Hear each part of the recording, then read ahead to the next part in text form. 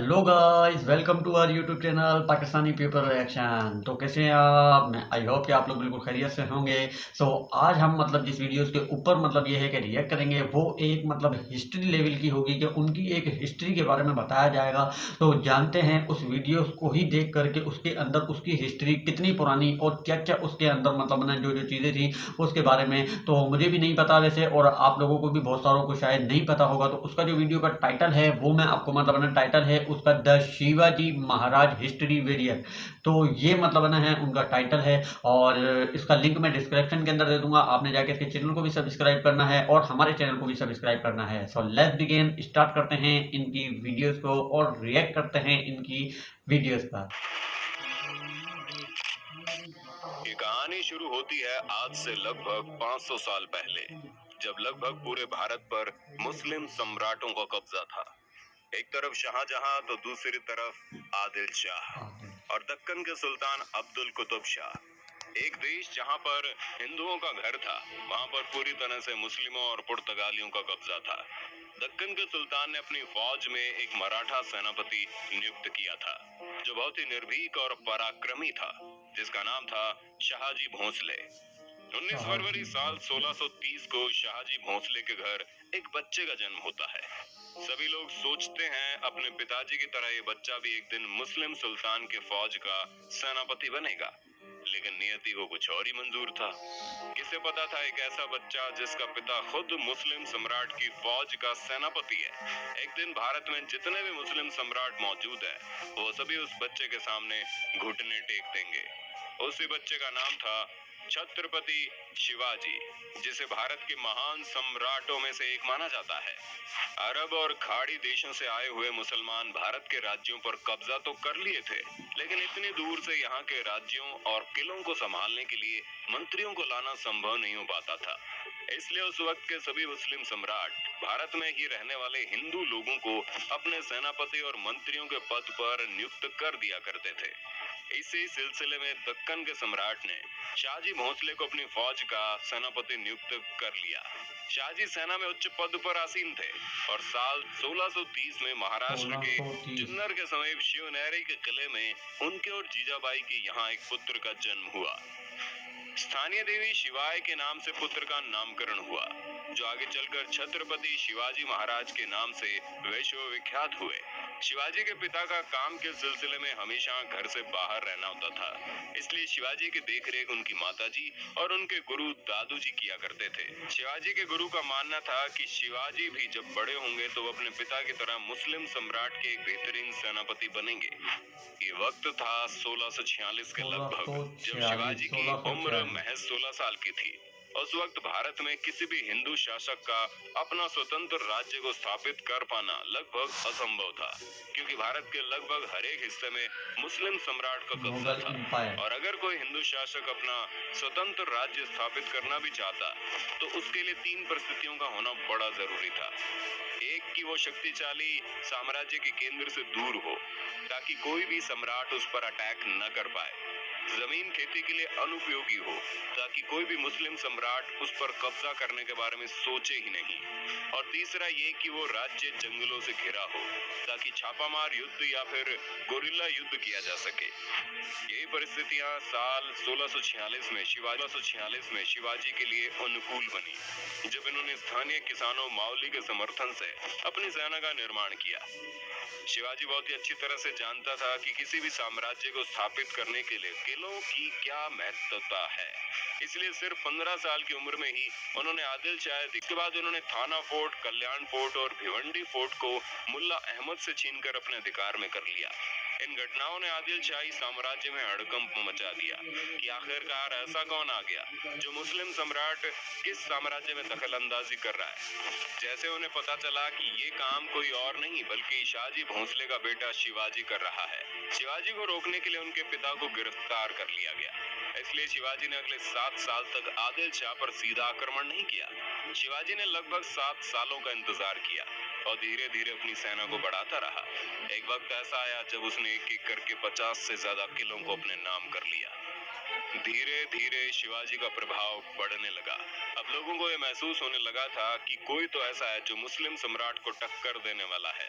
अपने डर को कायम रखने के लिए और शिवाजी के बढ़ते प्रभाव को रोकने के लिए साल 1659 में बीजापुर की बड़ी साहिबा ने अफजल खान को 10,000 सिपाहियों के साथ शिवाजी पर आक्रमण करने का हुक्म दे दिया।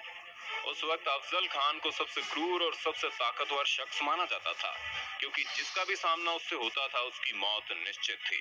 सबसे पहले तो अफजल खान ने शिवाजी को उकसाने के लिए कई मंदिरों को तोड़वा डाला और बहुत सारे हिंदू नागरिकों का कत्ल करने लगा। अफजल खान को इस बात का पता था कि शिवाजी बहुत ही चालाक है, इसलिए वो एक एक करके सभी किलों को अपने कब्जे में ले रहा है। कहीं न कहीं अफजल खान को भी शिवाजी से डर लगने लगा था। यही वजह थी कि अफजल खान ने उसे चालाकी से मारने की सोची और अफजल खान ने शिवाजी को मिलने के लिए न्योता भेजा।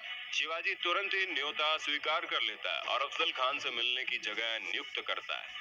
जैसे ही दोनों आमने सामने होते हैं, अफजल खान शिवाजी को गले लगाने के लिए आगे बढ़ता है और अपने चाकू निकालकर शिवाजी को मारने ही वाला होता है कि शिवाजी तुरंत अपनी कटार को निकालकर अफजल खान का पेट फाड़ देते हैं। इस जीत के बाद शिवाजी का नाम और ज्यादा मशहूर होने लगा। लोगों के मन में मुस्लिम सम्राट का डर लगभग खत्म होने लगा था। इस बार बीजापुर के सुल्तान ने शिवाजी को हराने के लिए अपने सबसे बेहतरीन सेनापति रुस्तम जवान को भेजा।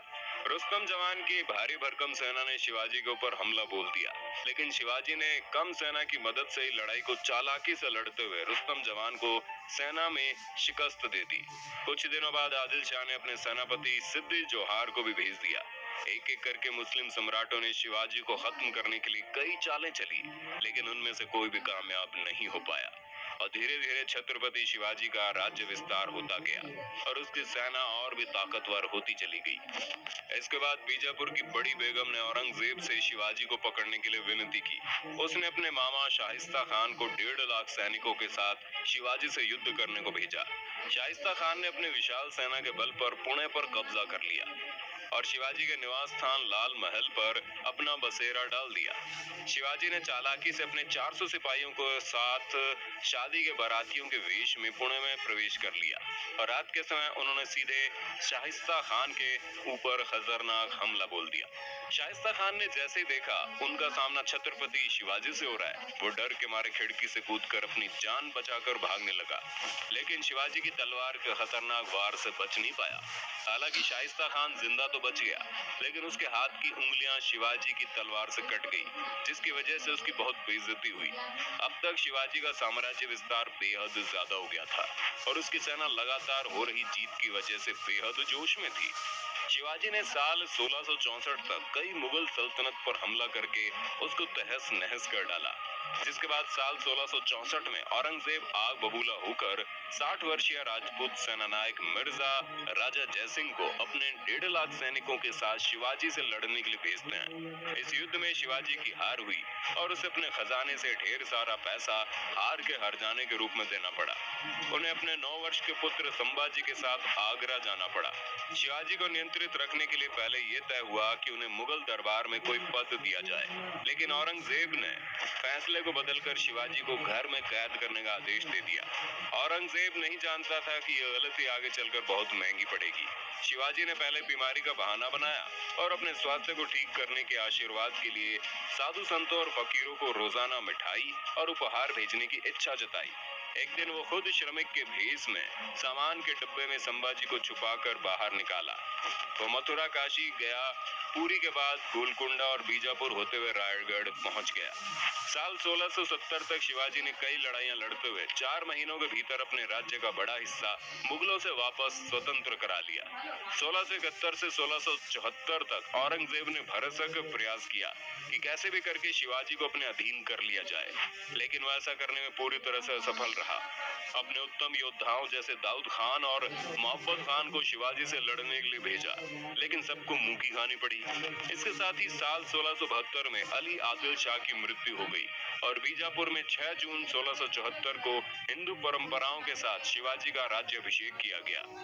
वो मराठा के राजा बने और कई सदियों के अंतराल के बाद हिंदू रीति रिवाजों, तिलक, जनेऊ और वेदों के उच्चारण के बीच किसी राजा का राज्याभिषेक संपन्न हुआ। शिवाजी की महानता सिर्फ उनकी बहादुरी और युद्ध कौशल में नहीं थी, बल्कि वो एक युग के प्रशासक भी थे। वो उस वक्त का इकलौता ऐसा राजा था जिन्होंने धर्म के आधार पर कभी किसी के साथ पक्षपात नहीं किया। उनके कई अधिकारी, यहाँ तक कि उनके व्यक्तिगत अंगरक्षकों में कुछ मुसलमान भी थे। उन्होंने कभी किसी नारी का निरादर नहीं किया। यहाँ तक कि युद्ध में हारे हुए दुश्मनों की स्त्रियों को भी सम्मान सहित वापस भेज देते थे। गोरिल्ला युद्ध, किलों का उपयोग और नौसेना का निर्माण भारत में पहली बार शिवाजी ने ही कराया था। उन्होंने 4 किलों और 2000 सैनिकों से शुरुआत की थी और उनकी मृत्यु के समय ये गिनती 300 किलों और 1 लाख से ज्यादा सैनिकों की हो गई। शिवाजी का स्वास्थ्य खराब हुआ।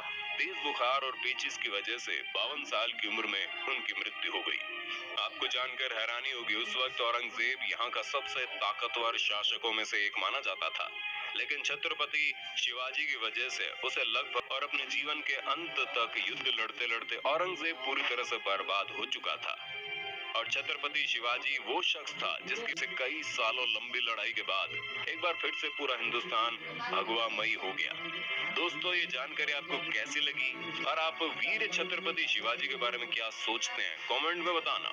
वीडियो अच्छी लगी तो लाइक कीजिए। तो ये थी गाइज शिवाजी की जो मतलब हिस्ट्री थी, तो वो ये थी कि एक मतलब ना है मुस्लिम घर के अंदर मतलब वो जो उसका जन्म होता है, पैदा होता है, और उसके बाद फिर ये है कि वो ही मतलब ये है कि उसके साथ फिर मतलब ना है आगे आगे आगे आगे जो जिस घर में वो पैदा होता है वो बादशाह का घर होता है और वो मतलब मुस्लिम घराना होता है। तो इसी तरीके से फिर वो इतनी मतलब ना है एक अपनी 52 साल ज़िंदगी के अंदर उसने पता नहीं कितनी जंगें जीती और पता नहीं कितने ही उसने बड़े बड़े मतलब जो तुर्रम खान जो थे तो उनको मतलब उसने शिकस्त दी, उनको हराया, उनका सामना किया। और इनकी बहुत ही कमाल की मतलब ये शिवाजी जो हिस्ट्री, एक मतलब इंडियन मूवी भी इसके ऊपर बनी हुई थी कि वो परछाती शिवाजी, इस तरीके से कोई मूवी का नाम था। तो वो भी मतलब मैं समझता हूँ वो इसी नाम के ऊपर वो जो मूवी बनी थी वो मतलब बना है जैसे वो कोई बाहुबली थी या इस तरीके से। आपको अगर पता होगा आप मुझे कमेंट करके ज़रूर बताइएगा उसका।